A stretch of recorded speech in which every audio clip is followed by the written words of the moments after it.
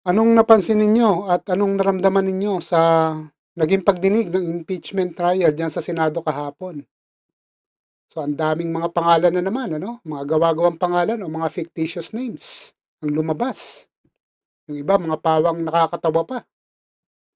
At ang isa pang matindi rito 'no, yung disbursement ng pera na naipakita sa pamamagitan ng mga resibo o acknowledgement receipts.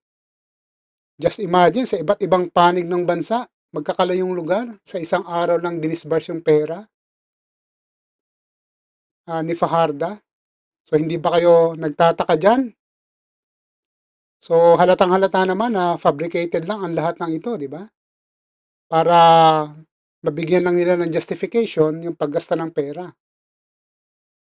So ang it's really egregious, ano? Revolting, disgusting, lahat na ng negative na pwede nating maramdaman sa nalaman nating mga impormasyon na ito. You just imagine, nanakawan ka na, ginawa ka pang foolish, 'di ba?